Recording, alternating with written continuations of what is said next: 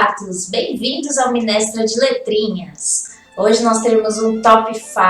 Eu separei 3 livros barra filmes bastante conhecidos que vocês já devem ter visto, assistido ou mesmo lido. Eu então estou trazendo essas diferenças que foram percepções minhas, que eu percebi que foi assim um baque muito grande de diferença entre o livro e o filme.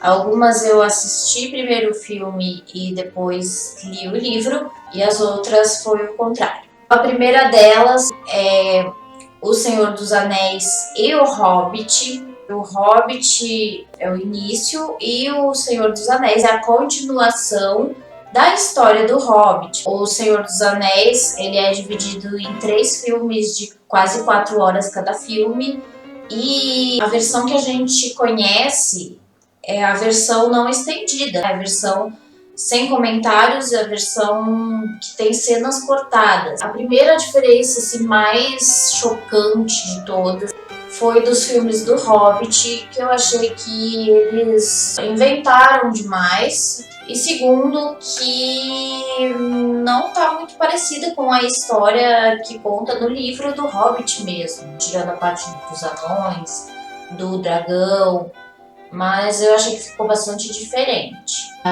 Apenas um livro do Hobbit, enquanto que o filme são 3 volumes, e eu não entendi o porquê de eles terem prolongado essa história. Eles colocaram outras coisas ali no meio que não precisava. Quando o autor escreve, se a gente vai e muda esse propósito no filme, já não é mais a mesma história, não é mais o mesmo livro. Então, segunda diferença bastante gritante, no livro do Hobbit a gente não tem a Tauriel, ela simplesmente não existe. A Tauriel foi colocada nos filmes justamente porque o produtor sentiu falta de um toque feminino, de um romance ali, então colocou a Tauriel, que convenhamos não precisava. A mesma coisa o Legolas também, ele não aparece no Hobbit, no livro do Hobbit, ele só vai aparecer realmente no Senhor dos Anéis, que já é outra coisa. Assim, é a mesma história, mas é um pouco separada, porque no Hobbit é a história do Bilbo, e do Senhor dos Anéis o protagonista é o Frodo, mas é a história dos anéis em si. Os alifantes. Os alifantes e também os entes. Os entes piorou.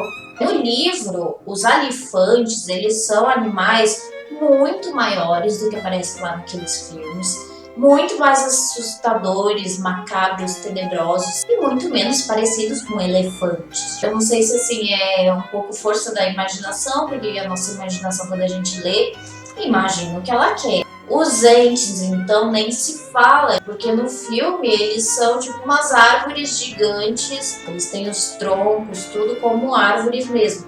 E no livro é muito diferente, porque a gente acaba até nem sabendo direito como imaginar eles, porque eles falam que não se parece com nada, são os protetores da natureza, quase que uns deuses, assim, e eles não têm uma forma definida, então eles não podem ser árvores. Mas né, a gente tem que aceitar que no cinema precisa dar uma adaptada, até uma modificada muito brusca para conseguir formar alguma coisa meio parecida. O Scadufax, na verdade, esse é o 4º item que eu coloquei na lista, porque aí sim eu vou dizer que é um pouco da minha imaginação. Eu imaginei ele muito diferente, ele muito mais veloz, muito mais assim divino do que o Scadufax dos filmes.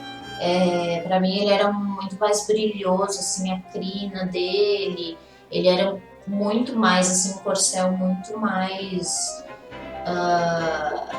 luminoso, diria. Mas no filme ele é simplesmente um alazão qualquer que vem correndo quando o Gandalf chama ele, sabe? Então me decepcionou um pouco, mas é porque eu acho que eu criei bastante expectativa. Talvez não seja tão uma diferença, mas seja mais uma percepção minha. O Tom Bombadil, agora eu não lembro se ele aparece só no Hobbit ou se ele aparece no Senhor dos Anéis, nos filmes. Eu acho que é no Hobbit, porque os filmes do Hobbit pra mim foram tão decepcionantes que a hora que o Tom Bombadil apareceu, eu falei, ah não, tira ele, já que já tá uma porcaria mesmo, tira, que falta vai fazer. E de fato, ele teve muito pouca visibilidade nos filmes, tipo, ele passou batido. Louco que mora na floresta e lelé da cuca. Sendo que nos livros, o Tom Bombadil, ele é assim um guardião mesmo, ele tem toda aquela coisa de reviver a mata, sabe? Ele sabe quando que a mata tá em perigo. Sabe, o papel dele é muito importante nos livros. No Silmarillion mesmo, ele tem uma participação muito importante. E no próprio Senhor dos Anéis, ele é o protetor, como eu falei, ele é o guardião da Floresta Negra.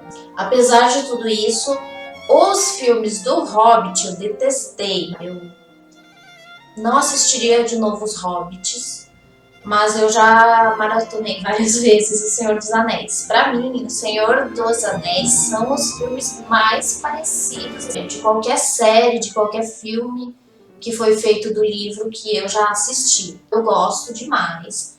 Ainda não assisti as versões estendidas, preciso tirar um tempo pra fazer isso. É tudo perfeito, assim, perfeito. Tirando essas coisinhas assim, mas que são erros que no Senhor dos Anéis dá pra passar, no Hobbit não. O próximo que eu separei é o Harry Potter. Eu tentei pegar umas adaptações que a maioria conhece, porque não adianta ficar falando de coisa que quase ninguém leu. Quando eu falo Harry Potter, é a sequência inteira, desde a Pedra Filosofal até o Príncipe das Trevas, todos eles, tanto o filme quanto o livro. Eu sei que o último livro, ele foi dividido em 2 filmes. A percepção minha também é que não gostei dos filmes, odiei, detestei. Quando me perguntam assim, qual que foi a pior adaptação para cinema de livro, eu falo que é o Harry Potter. Eu falo na cara dura, gente, porque é muito assim, discrepante demais. É uma decepção, assim, parece que reescreveram a história, de fato fazem isso, né? Mas assim, são histórias diferentes, com personagens diferentes, é tudo muito diferente e não dá, sabe? Não dá pra engolir.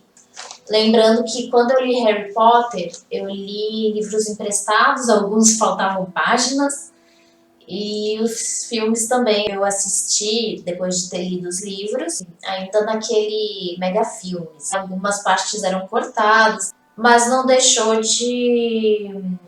Eu não deixei de ter a experiência do filme e do livro. Os filmes do Harry Potter a pior adaptação, assim. Eu não diria pior porque o próximo que eu vou falar também é bem ruinzinho, mas é que daí a gente tem o contexto temporal aí. Já tinha mais recursos, já tinha mais efeitos especiais. Então, o primeiro é a Gina, não preciso nem falar nada. A gente sabe que tem essa questão da tradução. Na verdade, o nome dela é Jenny. Só que no filme, que menina sem sal, sem expressão, sem personalidade. Nossa, no livro ela é tão assim... Ela é até meio tempestuosa. O jeito como ela gosta do Harry no livro. Você percebe que é aquela paixãozinha que todo mundo gosta, sabe? Quando é adolescente. Aquela coisinha fofa e tal. Nos filmes ela é tipo simplesmente... Ai meu Deus, o Harry Potter, deixa eu sumir da vista dele. Ela é uma boba, chata. No filme ela ficou parecendo uma boboca que vai lá e acha uma coisa, um livrinho que começa a falar com ela legal, e a Gina dos filmes é decepcionante. Decepcionante, não é a mesma pessoa. A segunda diferença, o filme e o livro parecem 2 histórias completamente diferentes e os personagens, inclusive, nem existem no filme. Por exemplo, o Carlinhos, que é o irmão mais velho dos Weasley, e ele vai para o exterior para criar dragões.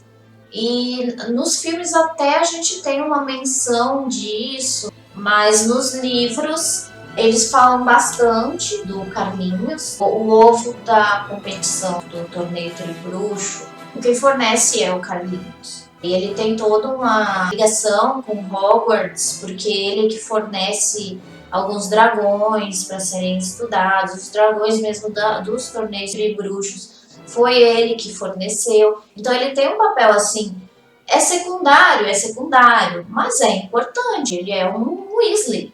Ele é um Weasley que foi bem sucedido, porque ele trabalha com dragões. E também o Percy, não sei como é que fala, que é o irmão instrutor do Rony. Nos livros conta toda a história dele, como que ele chegou a ser instrutor. Inclusive o Rony quer ser instrutor por causa do Percy. E em alguns momentos ele é muito importante. O Lupin e a Tonks. No filme eles não são ninguém, né? Tirando aquela parte que o Lupin ele vai ser o professor de defesa contra as artes das trevas, que é quando eles descobrem que ele é um lobisomem e tal. Ele aparece muito pouco e ele é um dos meus personagens favoritos no livro. Ele é assim, eu amo Lupin, eu amo Lupin. Eu traria antes de volta à vida o Lupin do que o Sirius Black. Porque o Sirius ele é o padrinho do Harry e tal, beleza, tudo mais. Mas o Lupin eu acho ele muito mais importante, muito melhor do que o Sirius Black. Eles quase não aparecem, aí tem aquela Tonks louca lá de cabelo roxo. Não que cabelo roxo seja um problema, mas tipo, não tem nada a ver com as características dela do livro. E quando eles morrem, nem fica sabendo que ela estava grávida, que eles tinham recém-casado, não tem nada da história deles. E nem por isso, mas porque nem secundários, eles acabam sendo terciários nos filmes. Porque eles aparecem de uma forma muito rápida e irrelevante. A quarta é a forma como eles domaram o hipogrifo. No livro, é bem mais difícil. Eles levam um tempão, várias aulas, assim. Inclusive, o Harry só consegue domar porque o Hagrid tá com ele. Então, o hipogrifo ele sente um pouquinho mais de confiança. E aí, por ele confiar no Hagrid, ele confia no Harry. Não sei se é porque eles tinham que economizar tempo, porque é um filme, dá pra perder tempo. Mas eu achei muito fácil a forma como eles domaram. A mesma coisa o centauro lá na floresta. O Harry ele fica mesmo em perigo quando aparecem os centauros e ele demora muito para ganhar a confiança deles. Na hora que o Dumbledore descobre que o nome do Harry Potter tá no cálice, no filme, ele explode, ele fica com raiva, ele vai lá, chega no Harry Potter. Você colocou seu nome no filme. Gente, no livro, ele chama o Harry de lado e fala assim, olha, então, você que colocou o seu nome lá? Aí o Harry fala, não foi eu. Aí ele fica meio assim, o Dumbledore, né? Fica meio tipo, será que eu acredito nesse moleque? Eu não acredito. Mas eu tenho que acreditar porque eu sou o tutor dele. Mas pode ter sido outra pessoa. Ele é compreensivo, ele é amigável, afável. O que no filme completamente diferente, né? Não foi nada daquilo que ele é no livro de fato. Tá? Então isso foi uma das cenas assim mais nada a ver, nada a ver. Por fim, eu separei um filme que é bem antigo mesmo. O primeiro saiu nos anos 90. Sim, a gente tem que considerar a questão temporal, porque na década de 90 não tinham tantos efeitos cinematográficos como temos hoje. Então a gente precisa considerar o contexto também. A História Sem Fim, de Michael Ende. Eu creio que eu já falei aqui no canal que Michael Ende é um dos meus autores favoritos. As histórias dele são fantásticas. Na verdade, ele é considerado infanto-juvenil, mas para mim ele é muito mais do que infanto-juvenil, porque ele reflete sobre questões muito profundas e complexas do ser humano em si, mesmo que as histórias sejam para crianças, mas ele tem uma complexidade, uma profundidade muito grande. E a História Sem Fim é das obras mais conhecidas e que ganhou a sua versão cinematográfica em 3 filmes também, apesar de ser um livro só. Considerando já o contexto de 1990 e a adaptação em si, também para mim são histórias completamente diferentes. O filme eu assisti quando eu era criança, porque é um filme para criança, mas eu lembro que quando eu assisti, eu já, assim, eu gostei da história, mas não gostei muito do filme. E aí depois, quando eu cresci, quando eu fiquei adulta, eu li o livro e eu falei, de fato, o filme é muito ruim. É igual Harry Potter lá, é uma das piores adaptações literárias para cinema.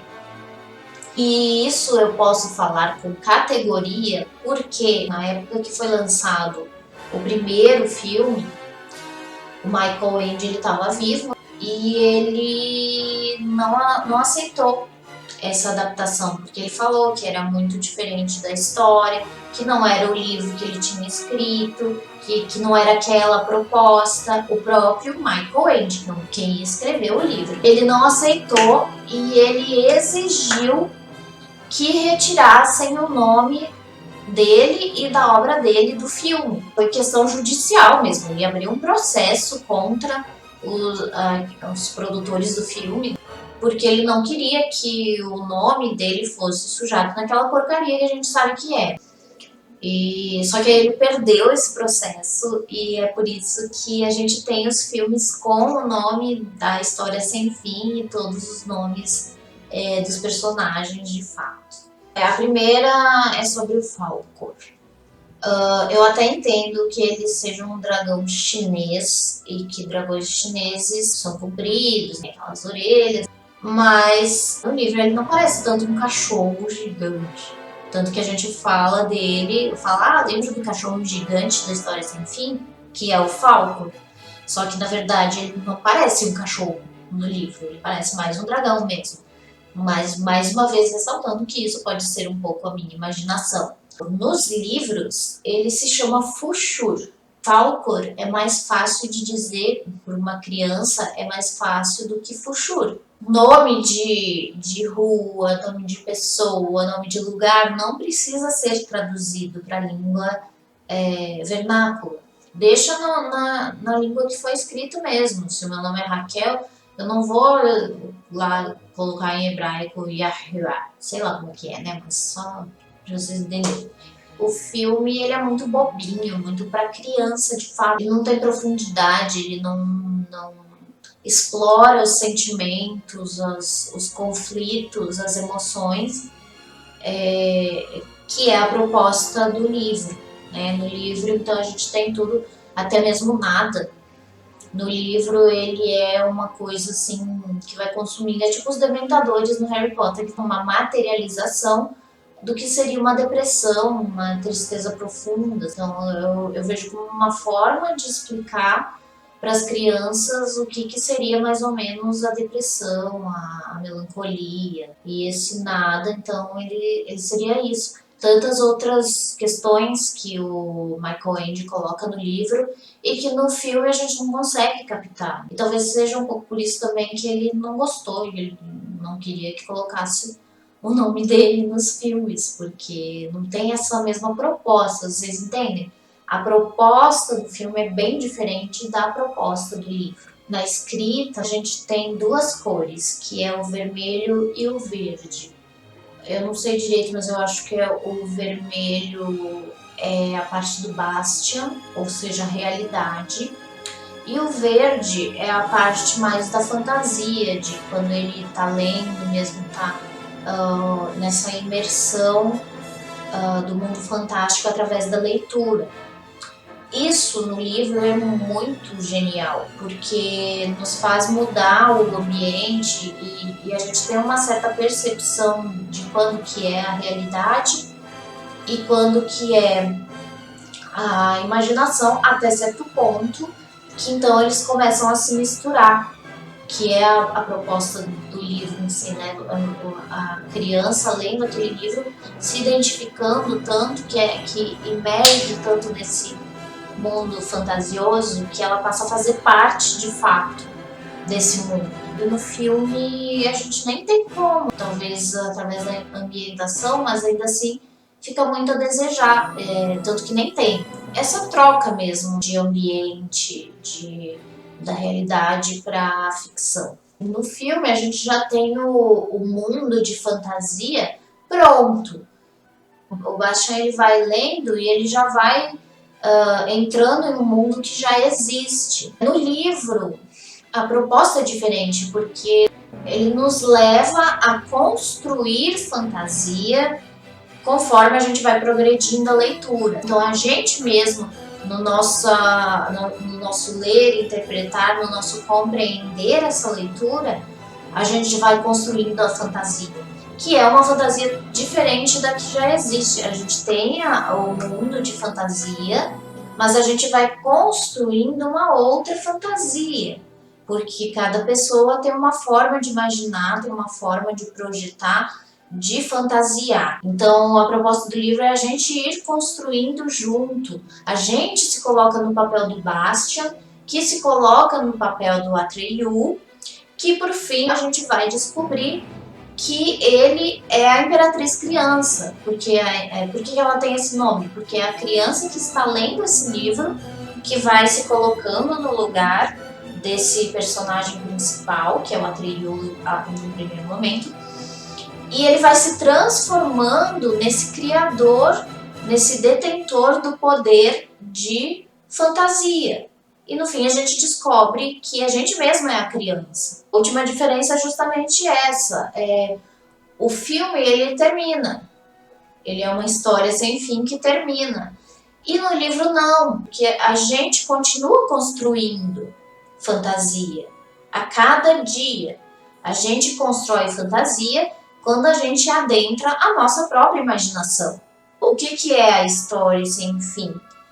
Primeiro, por que ela é sem fim? Porque a gente só deixa de construir, a gente só deixa de imaginar a hora que a gente morre. Durante a nossa vida inteira a gente está aprendendo, progredindo, evoluindo, ou seja, construindo a fantasia.